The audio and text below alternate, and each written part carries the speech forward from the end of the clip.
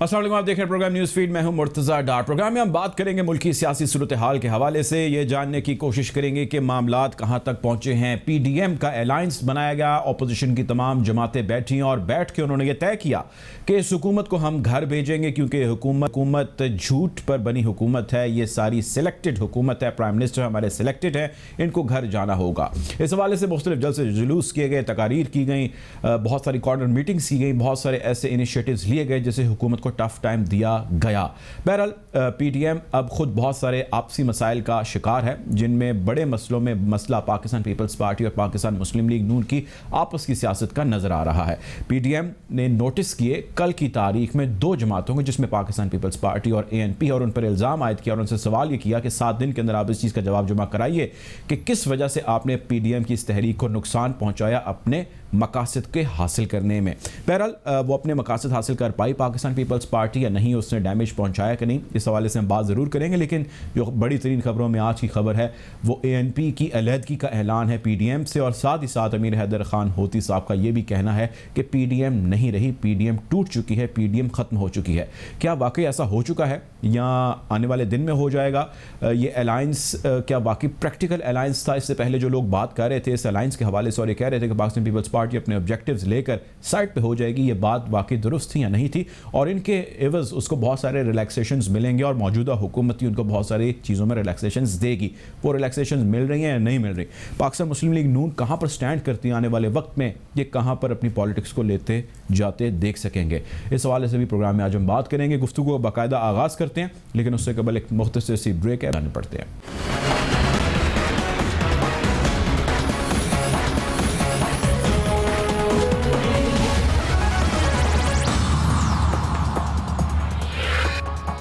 Welcome back after the break. Programme में हमें join कर रहे हैं अमजद अली साहब, पाकिस्तान तहरीक इंसाफ के सीनियर रहनुमा। Welcome to the show Amjad Ali साहब।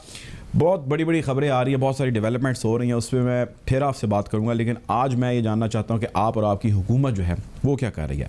सबसे पहले तो सर हमें ये बताएं कि कल एक वफाकी कैबिनेट की एक मीटिंग होने जा रही है, चेयर उसको प्राइम मिनिस्टर करेंगे। अब उसके अंदर एक्सपेक्ट ये करें, हमारे सोर्सेज ये हमें इन्फॉर्मेशन दे रहे हैं कि फेडरल कैबिनेट के अंदर या कोई अहम सीटों के ऊपर फिर मुमकिन है काफ़ी हद तक के सीट चेंज हो, नए खिलाड़ी कप्तान इंट्रोड्यूस करें, नई जिम्मेदारियां दी जाएं। सबसे पहले मुझे आप ये बताएं कि 2.5 साल हो गए हैं, ना कप्तान सेटल हो रहे हैं, ना उनके खिलाड़ी सेटल हो रहे हैं। अभी रिसेंट जो डेवलपमेंट्स है वो देख लें, या जो कल खबरें अगर आ गई जैसा कि हमारे सोर्सेज में कह रहे हैं, तो 2.5 साल हो गया सर, अभी टीम ही नहीं सेटल हो रही, तो परफॉर्मेंस कैसे सामने आएगी? बिस्मिल्लाहिर्रहमानिर्रहीम। मुर्तज़ा, बिल्कुल आपने एक बड़ा जेन्युइन सवाल उठाया। पहली बात यह है कि खिलाड़ियों को खिलाना कप्तान की ज़िम्मेदारी भी होती है और उसका इस्तेहकाक भी होता है।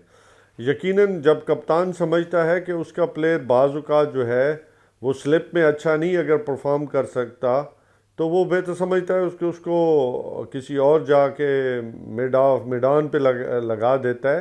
तो देखिए, हमेशा खिलाड़ी भी कोशिश करते हैं कि वो कप्तान की ख्वाहिश के मुताबिक और पाकिस्तान अवाम की उमंगों के मुताबिक वो अपनी परफॉर्मेंस दें। लेकिन चूँकि आपके इल्म में है कि मसाइल इस पाकिस्तान के अंदर जो पैदा किए गए थे पिछले कई दहाइयों से, उनका हल जो है उसके लिए सर तोड़ कोशिशें कर रही है हुकूमत पाकिस्तान और जनाब इमरान खान साहब। लेकिन चूँकि इस गले सड़े निज़ाम में से आपने जदोजहद करनी है और इस मुल्क की इकॉनमी जो बिगड़ चुकी थी, बल्कि उसका जो पहिया था वो रुक चुका था, उसको ऊपर लाना कोई आसान काम नहीं था। ये भी एक मोजज़ा है जो इमरान खान का है। मैं समझता हूँ कि उन्होंने इस गले सड़े निज़ाम और इस डूबी हुई मईशत को ऊपर लाने में, मैं समझता हूँ जो अपनी दिन रात मेहनत की, अल्हम्दुलिल्लाह आज देखें, आज पाकिस्तान की इंपोर्ट्स बढ़ी और दुनिया का एतबार जो है कायम हुआ कि आज पाकिस्तानी जो है वो थ्रू बैंक्स जो हैं वो पाकिस्तान के अकाउंट्स में जो है अपने पैसे ट्रांसफ़र कर रहे हैं। इवन आप ई अकाउंट्स चेक करें तो उसमें भी आपने देखो कि बेतहाशा इजाफा हो रहा है। इसी तरह आपका जो अखराजात हैं। अमजद अली साहब, ये बात आप آن ریکارڈ ہے, آپ کی پارٹی نے گئی, آپ کے عہدیداران نے گئی, مراد سعید صاحب نے یہ بات کی, انہوں نے کہا جی 200 ارب ڈالر ہر سال پاکستان آئیں گے. تو وہ کتنے 200 ارب ڈالر جو پاکستان آنے تھے اور وہ کہاں گئے ہیں سارے پیسے جس کا ذکر آپ آن ریکارڈ کر چکے ہیں؟ جو پیسے آ رہے ہیں تو ایک روٹین کے پیسے ہیں, اس میں ممکن ہے کہ کچھ حد تک آپ جیسے کہہ رہے ہیں اضافہ ہو گیا ہو, لیکن وہ پیسے کہاں گئے جس کا آپ پہلے ذکر کرتے رہے ہیں, دعویٰ کرتے رہے ہیں؟ نہیں, روٹین میں نہیں آتے. آپ دیکھیں کہ ریکارڈ اضافہ ہوا ہے اس میں. آپ نے کہ دیکھا کہ ہر ماہ جو ہے وہ 2 ارب ڈالرز جو ہے وہ پچھلے کئی مہینوں سے مسلسل اس میں آپ نے دیکھا ہوگا کہ اضافہ ہے. اور آپ کو یاد ہونا چاہیے کہ جب پاکستان تحریک انصاف کی حکومت آئی تھی تو آپ کے پاس کتنا زر مبادلہ تھا, بلکہ آپ کے پاس ڈالر ہی نہیں تھا. اس کی بھی وجوہات ہیں کہ جب آپ کے وزیر جو خزانہ تھے وہ دوائی لینے کے بہانے اس ملک سے فرار ہو گئے, تو آپ اس بات سے خود اندازہ لگا سکتے ہیں کہ یہ پاکستان کس حالت میں یہ لوگ چھوڑ کے گئے تھے اور پاکستان کی معیشت کہاں کھڑی تھی. اچھا, اب کچھ اور بات آگے بڑھاتے ہیں اور کرتے ہیں ابھی آپ کی کرنٹ پرفارمنس کے حوالے سے. آج ایک سروے ہوا, مختلف اخبارات نے اس خبر کو چھاپا. وہ سروے یہ تھا کہ پاکستان کے لوگوں سے پوچھا گیا اور پوچھا یہ گیا کہ آپ کا سب سے بڑا مسئلہ کیا ہے. پاکستان کے سارے لوگوں نے, میجورٹی نے اس سروے کے اندر یہ کہا کہ ہمارا سب سے بڑا مسئلہ مہنگائی ہے. انہوں نے یہ بھی کہا کہ ایون سب سے بڑا مسئلہ جو کورونا سے بھی مسئلہ ہے وہ بھی مہنگائی ہے. تو پاکستانی عوام تو سر اپنی جان جو خطرے میں ان کی کورونا کی وجہ سے پڑی ہے, انہوں نے اس کی پرواہ نہیں کی. انہوں نے کہا جی ہماری جان سے بھی زیادہ جو اہم مسئلہ ہے وہ اس وقت مہنگائی بنا پڑا ہے. آپ کہاں پر لے گئے آئے ہیں عوام کو, کس در پہ آپ نے لا کے ان کو کھڑا کر دیا ہے, یہ کیا کر رہے ہیں سر آپ لوگوں کے ساتھ؟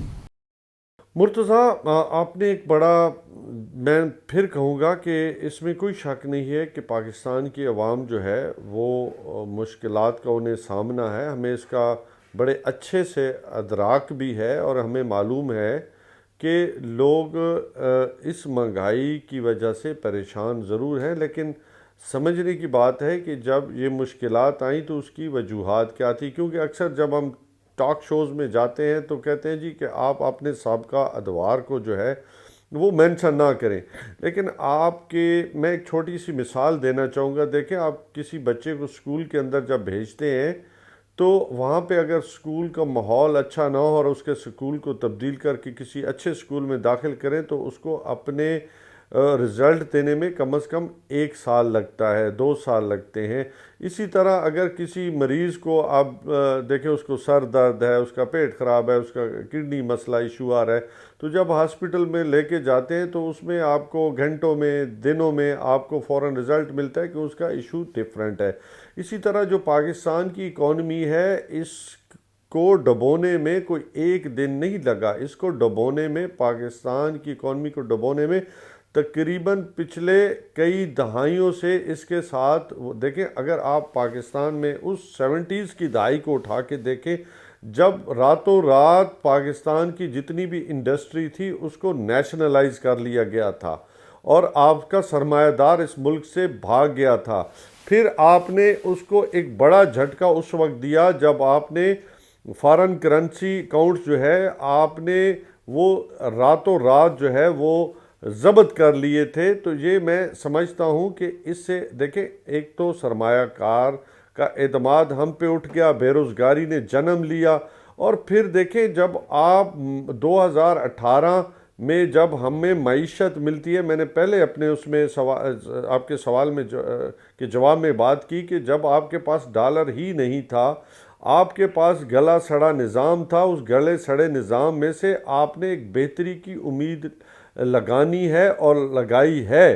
وہ اس لیے کہ دیکھیں آپ کے پاس, دیکھیں سب سے بڑی, جب ڈالر اوپر جاتا ہے لازمی بات, آپ کے پاس ڈالر نہیں تھا, آپ کے پاس آپ کی جو امپورٹس تھیں وہ تھی تقریباً $60 بلین اور آپ کی ایکسپورٹ تھی $20 بلین. آپ کے اخراجات کہاں کھڑے تھے, آپ کو آمدن کہاں پہ تھی؟ تو یہ جب آپ کے پاس ڈالر نہیں ہوں گے, آپ چیزیں منگا رہے ہوں گے تو لازمی بات ہے مہنگی ملیں گی آپ کو, خوردنی تیل مہنگا ملے گا آپ کو. جو یہ پھر دوسرا آپ نے دیکھا ہوگا کہ شوگر مافیا ہے, ویٹ مافیا ہے, آپ مافیاز کے خلاف مسلسل لڑتے چلے آ رہے ہیں. تو یہ وہ لوگ, اب چکن مافیا آپ دیکھ لیں وہ کن کے ہاتھوں میں کاروبار ہے. تو ان لوگوں کے خلاف جو آپ کی جدوجہد ہے وہ بالکل آپ نے ایک بڑا ہاتھ ڈالا ہے، تو لازمی بات ہے یہ مافیا تل ملائے گا۔ اور ہمیشہ اس سے پہلے آپ نے دیکھا ہوگا کہ پرائم منسٹر ہاؤس جو ہے وہ ہمیشہ خود مافیا کو سپورٹ کرتے رہے، بلکہ وہ مافیا خود تھے، اور ان لوگوں نے اتنے بڑے بڑے ان لوگوں کو ایسی ایسی جگہوں پہ بٹھایا، اتنی طاقت دی کہ آج وہ گورنمنٹ کے سامنے مطلب سر اٹھاتے ہیں۔ گورنمنٹ بھی اپنی پوری کوشش کر کے ان کو مطلب ہینڈل کرنے کی پوری مطلب اپنی توانائیاں لگا رہی ہیں، لیکن آپ نے کئی دہائیوں میں ان کو جوان کیا ہے، پروان چڑھایا ہے، تو لازمی بات ہے کہ مسائل تو آئیں گے، لیکن ہمیں پوری امید ہے کہ انشاءاللہ تعالی یہ جو زنگ آلود جو مشینری تھی یہ آہستہ آہستہ جو ہے اس کا پہیہ انشاءاللہ گھومے گا، اور بالکل اس میں کوئی شک نہیں ہے کہ مہنگائی جو ہے وہ ہے، لیکن اس کو کم ہی اس حکومت ہی نے کرنا ہے، کیونکہ ہمیں پوری امید ہے اپنے کپتان پہ کہ جس تندہی کے ساتھ، جس لگن کے ساتھ، کہ آج بھی مجھے پتہ چلا ہے کہ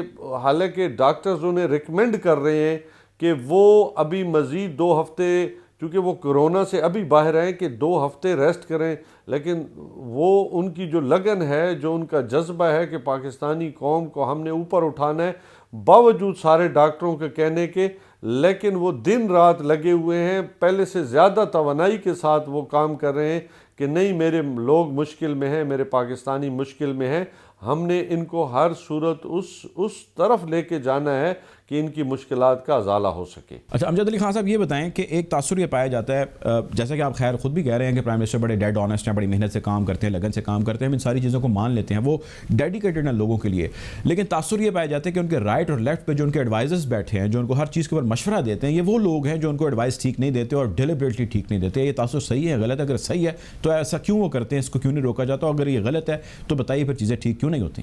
مرتضیٰ اس میں نہیں سمجھتا کہ کوئی اتنی بڑی صداقت ہے۔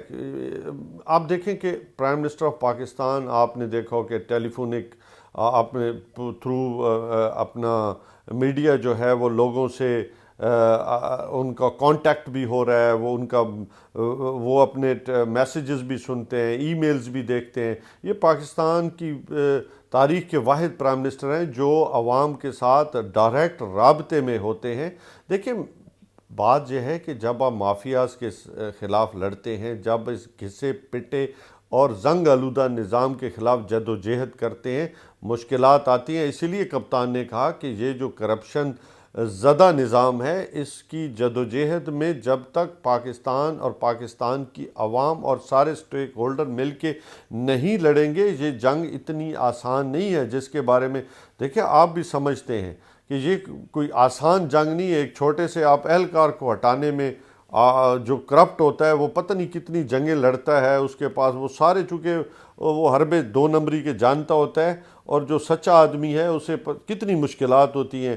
بڑے بڑے لوگ جو ہے آپ نے دیکھا ہوگا کہ مہاتیر محمد جیسا جو اسٹیٹ مین تھا، اس کو کس طرح گرایا گیا ملیشیا کے اندر، کہ جو مافیا تھا اس نے جب اس نے پورے دوبارہ آ کے ہاتھ ڈالا تو اس کو آؤٹ کرنے میں کس طریقے کے ساتھ کردار ادا کیا گیا۔ یہ آپ کے سامنے ہیں چیزیں۔ یہ دنیا جو دیکھیں، دنیا کے اندر آپ نے اگر پاکستان کو دوبارہ اس لیول تک لے کے جانا ہے تو میں سمجھتا ہوں مرتضیٰ ایون آپ ہیں، آپ کو بھی اسی طرح جدوجہد کرنی پڑے گی جیسے عمران خان کر رہا ہے، کیونکہ ہم نے اس تبدیلی کا مطلب یہ نہیں ہے کہ آپ نے سو جانا ہے اور خالی عمران خان نے آگے کی طرف کشتی کو لے کے جانا ہے۔ اللہ تعالیٰ کی ذات بذات خود کہتی ہے کہ خدا نے آج تک اس قوم کی حالت نہیں بدلی، نہ ہو جس کو خود خیال اپنی حالت کے بدلنے کا۔ دیکھو اللہ تعالیٰ کی ذات کن فیکون ہے، اللہ کل شین قدیر ہے، لیکن آپ بذات خود بھی کچھ ہمت کریں گے۔ انقلاب ایسے نہیں آتے، انقلاب کے بھی آپ جائزہ لے کے، چائنیز انقلاب وہ بھی انقلاب کی قسم تھی۔ اچھا آپ ریولوشن آف فرانس دیکھ لیں، دنیا کے مختلف لوگوں کے آپ حالات، قوموں کا حالات کا جائزہ لیں۔ قومیں تبھی اٹھتی ہیں جب وہ ایز اے قوم، ایز اے یونٹی کے طور پہ آگے کی طرف بڑھتے ہیں۔ یہ نہیں کرتے کہ جو دوائی لینے گئے تھے اور وہ دوائی کے بہانے وہاں سیاست کر دیں، اور پھر وہ سیاست کرنے میں کی بجائے جو ہمارے جو لوگ ہیں ان کو سپورٹ کرنا شروع کر دیں۔ ایسے نظام نہیں چلتا۔ ابھی میں نے کئی لوگوں کو دیکھا ہے جو کہتے ہیں کہ جی کھاتا تو تھا پر لگاتا بھی تو ہے نا. دیکھیں یہ نعرے قوم کو آگے لے جانے کے لیے نہیں ہوتے بلکہ قوم کو ڈبونے کے لیے ہوتے ہیں, کیونکہ مارل دیکھیں سب سے بڑی کسی بھی قوم کی کامیابی اس کی موریلٹی پہ ہوتی ہے, اس کے کردار پہ ہوتی ہے, اور قومیں آگے کی طرف تبھی بڑھتی ہیں جب ان کا کردار جو ہے وہ ایک حقیقت ہوتا ہے. اس لیے جب آپ آقائے دو جہاں حضرت محمد مصطفیٰ صلی اللہ علیہ وسلم جب پہاڑ پہ تشریف لے کے گئے تو اہل مکہ سے کیا پوچھا, اہل کفار سے کیا پوچھا کہ آپ میرے بارے میں کیا سمجھتے ہو؟ سب نے بڑے یک زبان ہو کے کہا کہ آپ صادق بھی ہیں, امین بھی ہیں. آپ نے ثابت کیا. پھر وہ لوگ جو آقا کے ساتھ مدینہ تشریف لے کے گئے وہ جب سوسائٹی نے اہل مدینہ نے ساتھ دیا تو یقیناً پھر یہ تبدیلی ہے جو آج پوری دنیا کے الحمدللہ جو ہے وہ پوری دنیا کے اندر تبدیلی ہے. اسی طرح پاکستان جو ہے جو لا الہ الا اللہ محمد رسول اللہ کی بنیاد پہ بنا ہے, اور اس کو تبھی ہم آگے کی طرف لے کے جا سکتے ہیں جب ہم اس پاکستان کی طرف بڑھیں گے ایز اے قوم جو قائد اعظم کا پاکستان ہے, جو علامہ اقبال کا خواب تھا اور ہے. بہت شکریہ جی. ہمارے ساتھ امجد علی خان صاحب موجود تھے, پاکستان تحریک انصاف کے سینئر رہنما. بہت شکریہ آپ کے وقت کا. پروگرام میں وقت ہوا چاہتا ہے ایک بریک کا, بریک کی جانب پڑیں گے.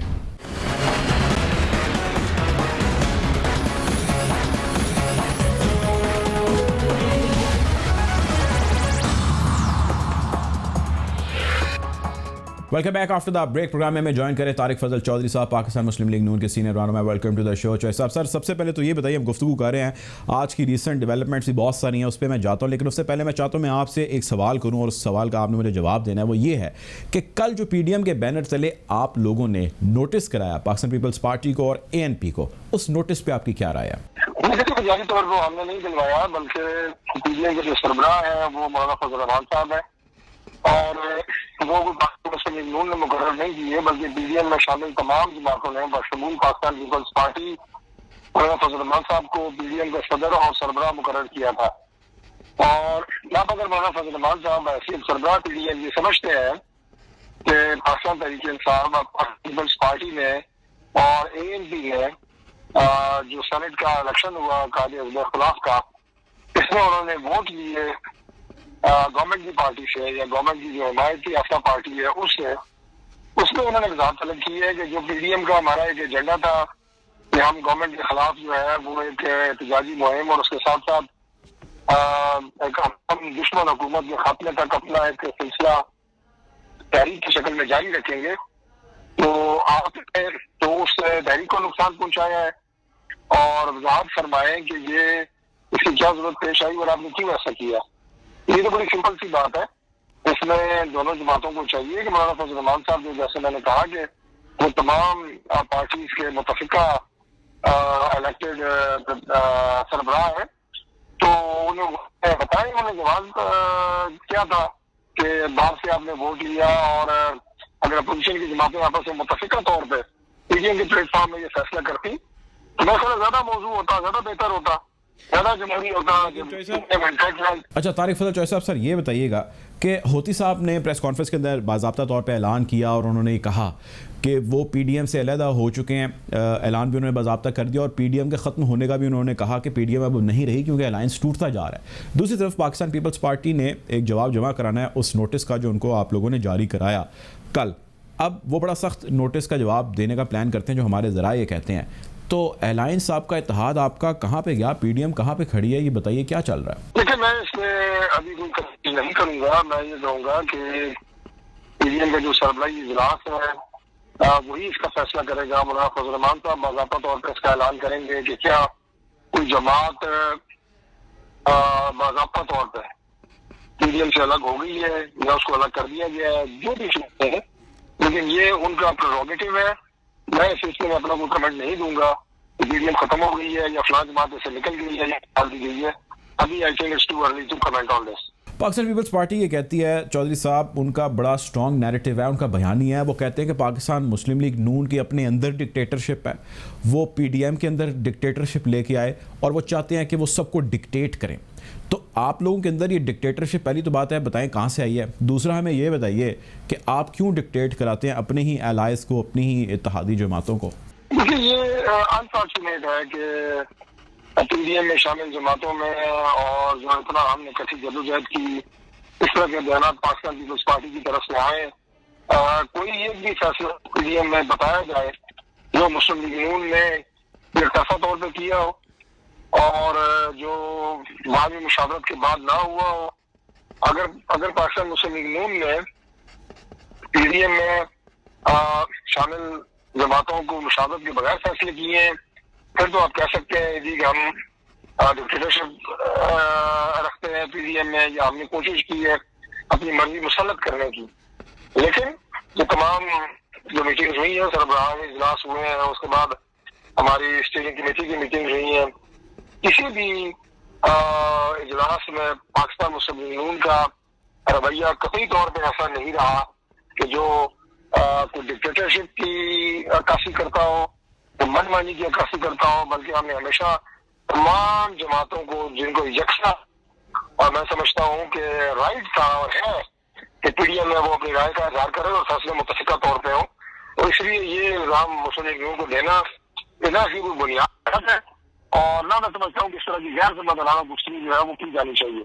یہ تو چوہے صاحب آپ کی جو رہنما ہیں مریم نواز صاحبہ، یہ وہ چیز کہہ چکی ہیں، آن ریکارڈ ہے، وہ اسٹیٹمنٹ دے چکی ہیں، پریس ٹاک کے اندر ہی کہہ چکی ہیں کہ پاکستان پیپلز پارٹی بلاول صاحب کے حوالے سے بھی انہوں نے کہا ہے کہ یہ سلیکٹڈ ٹولے کا حصہ ہے، سلیکٹڈ ہے. یہ تو تھنگز آر پریٹی آبویس، ایسا کیوں ہے؟ دیکھیں، جہاں تک تعلق ہے اس بات کا کہ مریم دیدی نے یہ بات کہی، یہ بڑا انفارچونیٹ ہے کہ پاکستان پیپلز پارٹی کا الیکشن میں آپ دیکھیں کہ ہم نے بھرپور اپنی سپورٹ دی یوسف رضا گیلانی صاحب کو سینیٹر بننے کے لیے، اور سینیٹر منتخب ہوئے. یہ بہت بڑا شوق تھا گورنمنٹ کے لیے کہ قومی اسمبلی میں گورنمنٹ جو ہے وہ اپنی اکثریت ثابت نہ کر سکی، اور یوسف رضا گیلانی جو اپوزیشن کی جماعتوں کے حمایت یافتہ تھے وہ الیکشن جیت گئے. یہ اتنا بڑا آپ یہ کہیں کہ ایک صدمہ کہیں، اس کو ایک شوق کہیں گورنمنٹ کے لیے، کہ یہی اکثریت ہے جس کی بنیاد پہ وزیر اعظم منتخب ہوتا ہے، اور یوسف رضا گیلانی صاحب کے الیکشن وہ اکثریت ختم ہو گئی تھی. So it was a big challenge for them, they are exposed. اور اس کے بعد جو چیئرمین سینیٹ کا الیکشن تھا اس میں بھی PDM نے مکمل سپورٹ جو ہے یوسف رضا گیلانی صاحب کو دی، اور وہ میرے حساب سے چیئرمین بن گئے. ان کے ساتھ ووٹ جو ہیں وہ بالکل غلط طریقے سے، غیر قانونی طریقے سے مسترد کیے گئے.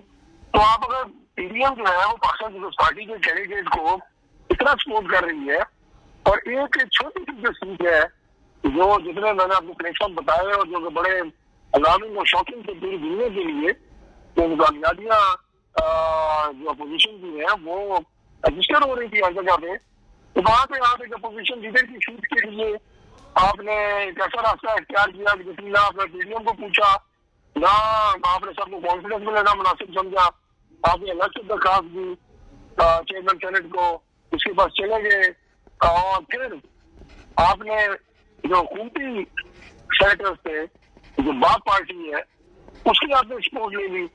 تو ظاہر یہ چیزیں جو ہیں یہ ہم بھی دیکھ رہے ہیں، سمجھ رہے ہیں، پاکستان کے عوام بھی دیکھ رہے ہیں، سمجھ رہے ہیں، قطعی طور پر غیر مناسب ہے.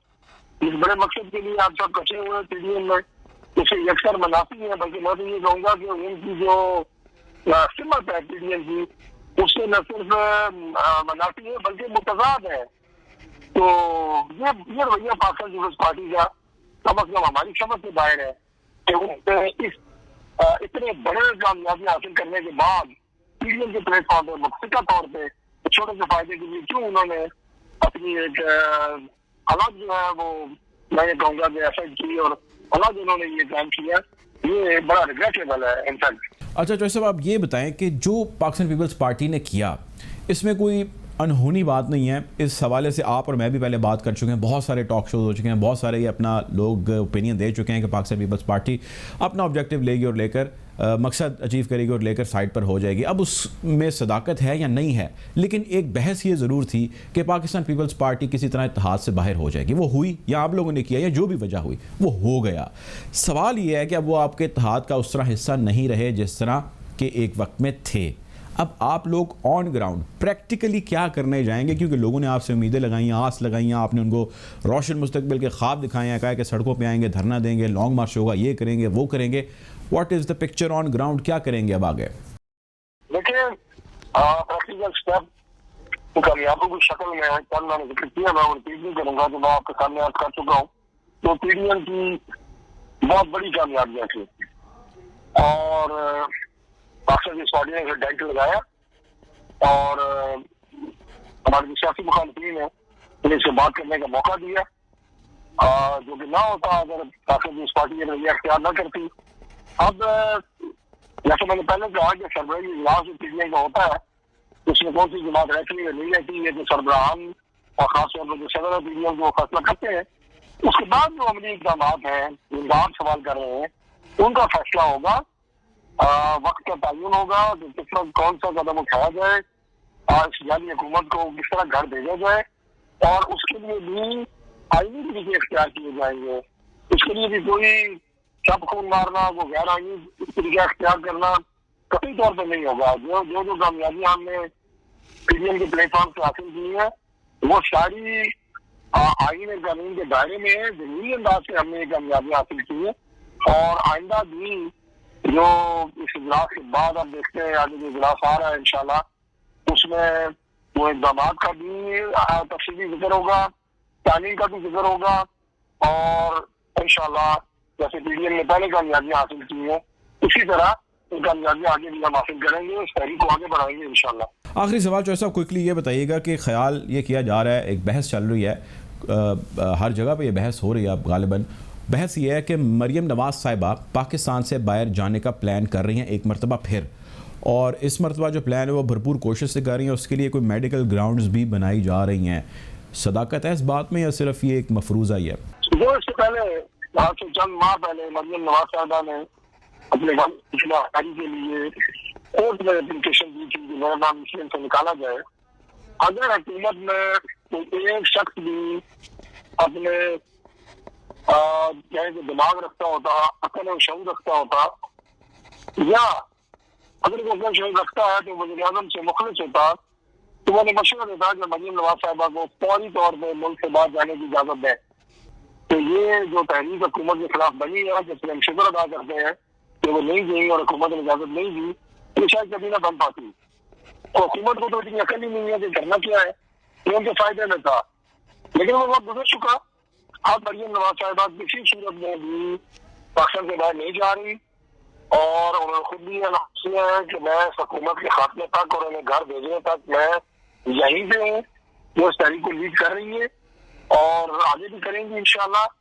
और पाकिस्तान मुस्लिम यूनियन को यकजा करना, उसमें नई जान डालना, वर्कर्स को मुतारिफ करना, ये क्रेडिट उनके पास है, नो डाउट अबाउट दैट। और फिर मैं आखिर में ट्वीट कर दूं कि उनका बाहर जाने का, पाकिस्तान से बाहर जाने का मरियम नवाज साहिबा का ना तो इरादा है और ना वो जा रही है। ये हुकूमत की ख्वाहिश जरूर हो सकती है, लेकिन ये पूरी नहीं होगी इंशाल्लाह। बहुत शुक्रिया जी। हाँ, तारिक फजल चौधरी साहब मौजूद थे, पाकिस्तान मुस्लिम लीग नून के सीनियर रहनुमा। बहुत शुक्रिया आपके वक्त का। प्रोग्राम में वक्त हुआ चाहता है एक ब्रेक का, ब्रेक की जाने पड़ेंगे।